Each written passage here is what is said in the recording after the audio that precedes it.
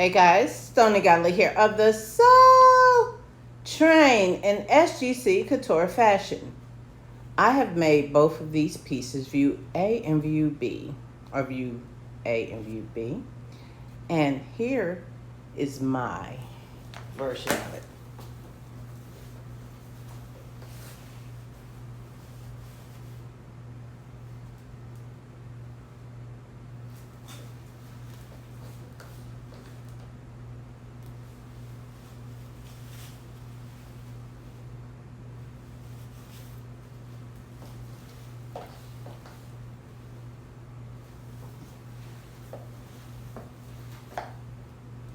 So let's talk about it. First of all, Nikki of Beauty J'adore done her thing. This pattern is probably about a year or so old.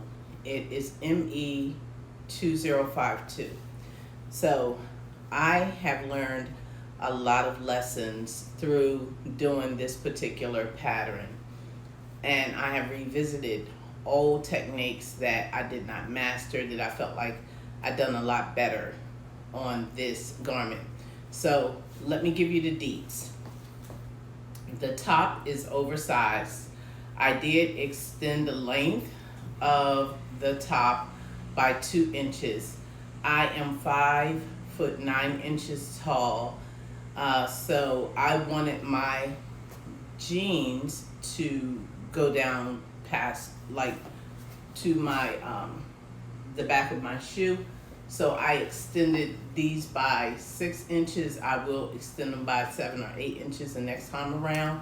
I wanted the longer version versus the shorter. So deets on the top. This is a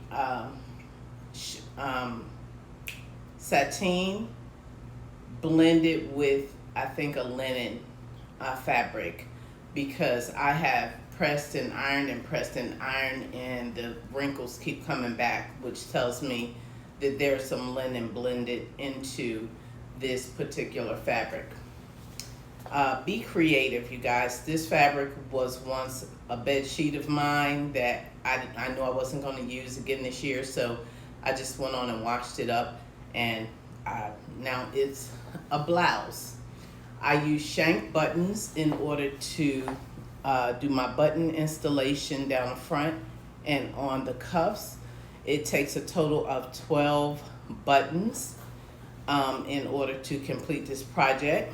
I love the detail on the cuff. It is a double cuff, so I know that when I do a pattern hack on a blouse, I will most likely go into this pattern envelope and grab this button, this double cuff, and put it onto another blouse that I would make. Okay, the blouse is a little bit shorter in the front than in the back, so I used the rolled hem foot in order to do my closing on the hemline of this blouse, and I did demonstrate that on a previous video. I also demonstrated how I install the shank buttons where you can't see the stitching on the inside of the garment, which is a more elevated luxury style of sewing that gives your garments more luxury, more professionalism to your garment. So let me step close and I will show you. Okay, so that's the button on the outside. However, you can't see any stitching from me applying the button on the inside. And that's what I mean by that type of application to step up my sewing skills, or step up your sewing skills. By the way, right here on TikTok, I've done a video on how to do this technique where you're not able to see the thread on the reverse side of the fabric, especially when you wear the blouse open. You don't want to see all of those threads, you know, bundled up, bunched up right there. Okay, let's see what else. I did buttonholes. These button shanks are a 1/2 inch, so I did 1/2 inch buttonholes. I do believe, if I didn't do a tutorial on how to install buttonholes, I will definitely just let me know in the comments and I will do that for you.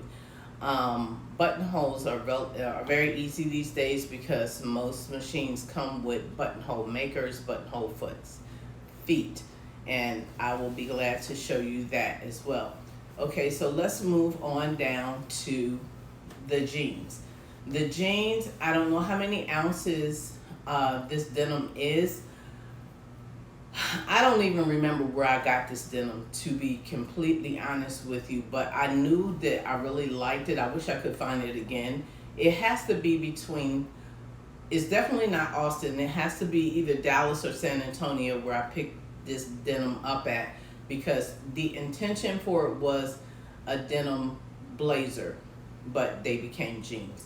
Okay, I love the textile, the added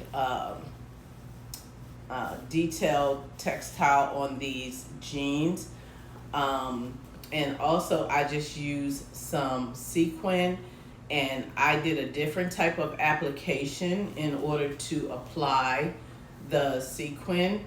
I did do some zigzag stitching along the edges. I did break one needle applying this sequin, but the techniques that I used to initially set the sequin onto the fabric made it that much easier. I only broke the needle because I started speeding, and that got that done. I also had to do some stitching in the ditch where the seam allowance is inside the sleeve cuff, pointed up towards the cuff.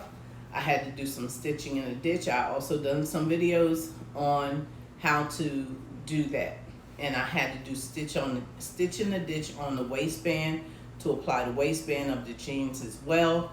I applied one button, 5/8 inch button, and buttonhole here on the jeans.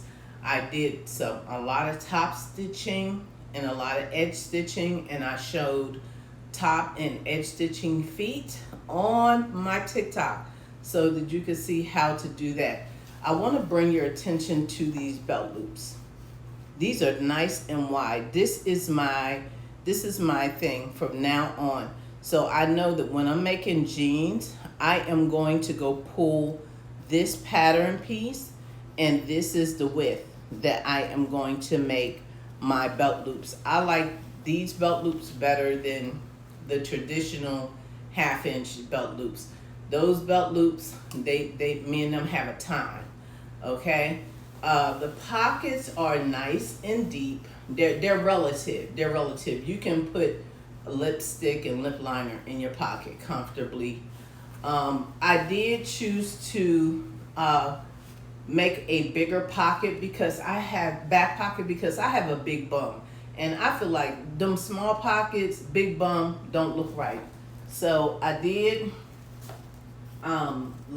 make the pocket larger on the back side, and also I used this original fabric for the inside where I can put my hand in the pocket if I wanted to, and I covered it with the sequin to match, so that it would match the patches.